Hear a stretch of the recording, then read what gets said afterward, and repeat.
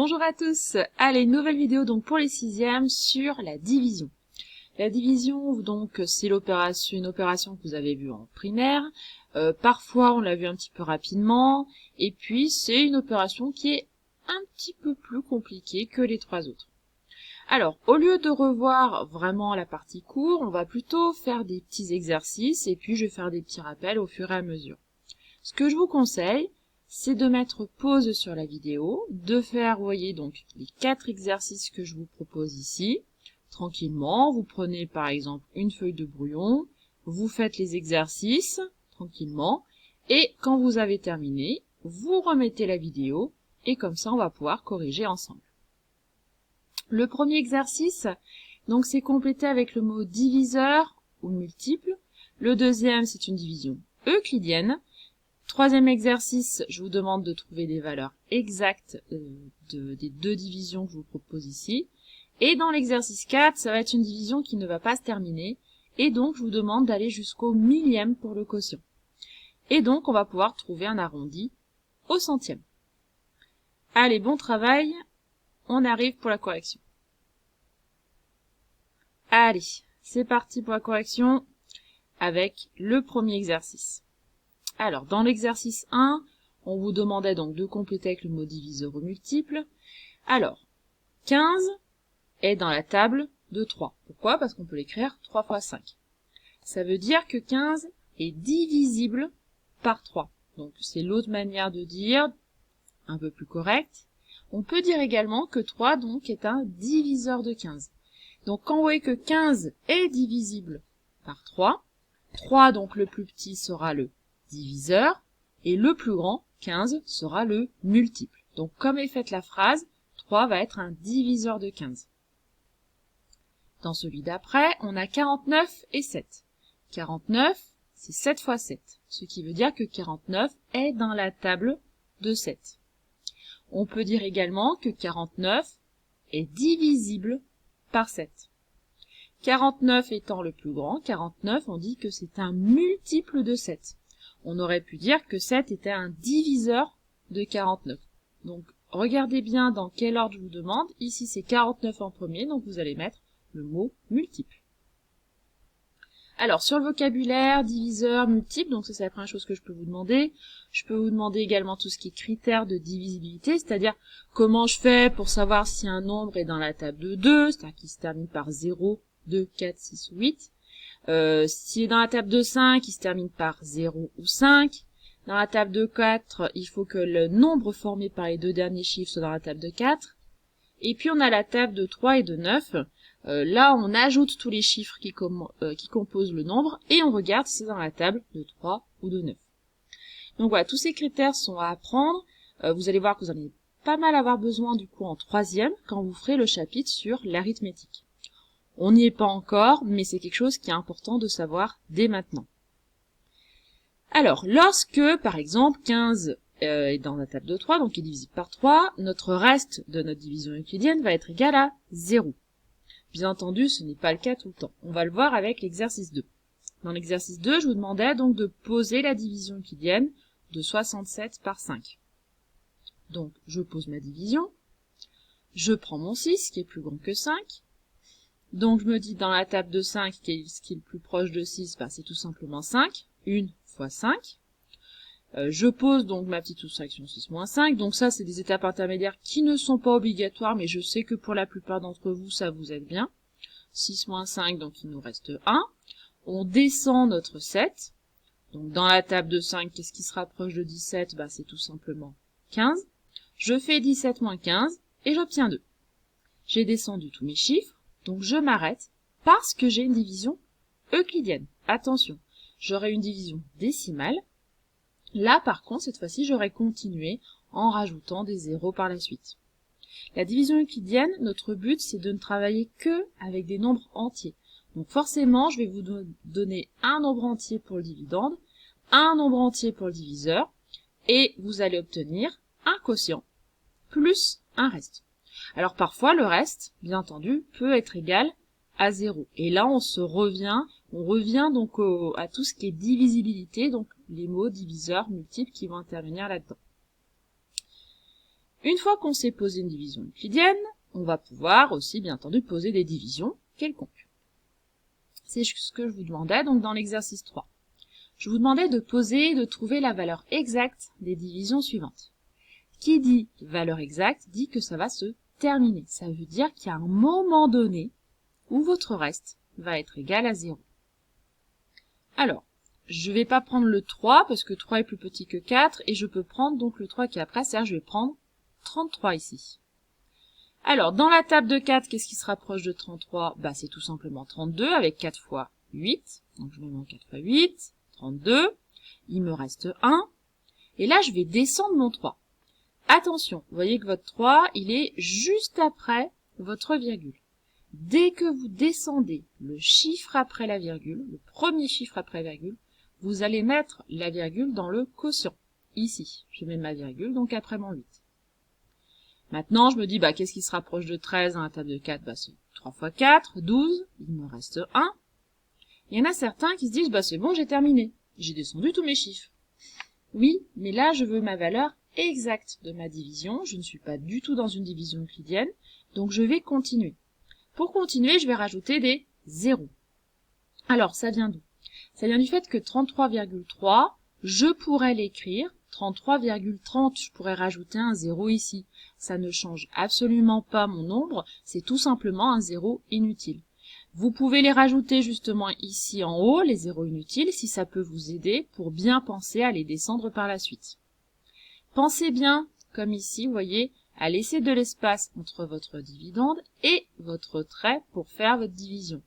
Si vous collez trop, ça va être tout serré, vous allez devoir pousser votre trait, c'est pas beau et en plus c'est pas très correct non plus. Donc là, j'avais un reste qui valait 1. Je rajoute un 0, ça me fait 10. Donc je vais prendre 2 fois 4, 8. 10 moins 8 me donne 2. J'ai toujours pas fini, hein, mon reste vaut pas 0, donc je rajoute un 0. Cette fois-ci, j'ai 20. Donc dans la table de 4, ça tombe bien. 4 fois 5, 20. Et donc il me reste, cette fois-ci, mon 0. En général, de toute façon, dans les exercices, vous allez rajouter 2, 3 zéros, rarement plus. Hein. Donc, ma valeur exacte, c'est 8,325. C'est-à-dire que 33,3 divisé par 4, ça vous donne 8,325. On passe à la deuxième. La deuxième, je vous demandais donc 0,495 divisé par 9. Alors, cette fois-ci, on va se dire, donc je vais prendre mon 0, et certains vont se dire, mais mince, 0 c'est plus petit que 9, bah du coup je vais prendre le 4. Ah, 4 c'est encore plus petit que 9, donc je vais prendre mon 9. Et donc certains vont me dire, bah qu'est-ce qui est le plus proche de 49 dans la table de 9? Et là, ça ne marche pas. Pourquoi? Parce que dans l'exemple précédent, on avait un nombre, donc on pouvait aller un peu plus loin si je reprends celui-là. 3 était plus petit que 4, certes, et donc je pouvais prendre 33, parce que les deux chiffres étaient avant la virgule. Le problème, si je reviens à mon exercice d'après, j'ai un chiffre qui est avant la virgule, et un qui est après, même deux après. Donc ça ne fonctionne pas. Je suis obligée de m'arrêter à ma virgule. Et donc je prends mon 0. Je me dis, mais mince, 0 c'est plus petit que 9. Eh ben vous avez quand même un nombre dans la table de 9 qui va être égal à 0. C'est tout simplement 0 fois 9. Celui-là, on n'y pense pas, mais 0, c'est un multiple de 9. Hein. Finalement, je peux l'écrire 0 fois 9. Donc, j'écris mon 0 fois 9, ça fait 0, bien entendu. Voilà, ces étapes intermédiaires, elles ne sont pas du tout obligatoires, mais si ça vous aide pour ne rien oublier, vous pouvez le faire sans aucun problème. 0 moins 0, étonnamment, ça nous fait 0. Je descends mon 4. Attention, je descends donc le premier chiffre qui est après ma virgule, ce qui veut dire que je mets ma virgule dans mon quotient. Et là, attention, je ne descends que le 4, non pas le 4 et le 9 ensemble. Ce qui fait que je me dis, dans la table de 9, qu'est-ce qui se rapproche de 4? Et de nouveau, mon 0. 0 fois 9, ça fait toujours 0. 4 moins 0, il me reste 4. Et là seulement, je peux descendre mon 9. Et je peux me dire, qu'est-ce qui, dans la table de 9, se rapproche le plus possible de 49, bien entendu toujours par en dessous. J'ai mon 5 fois 9 qui vaut 45, il me reste donc 4. Je descends mon 5, et là, bien entendu, j'ai mon 5 fois 9 qui vaut 45 et mon reste qui vaut 0. J'ai terminé, j'ai un reste qui est nul.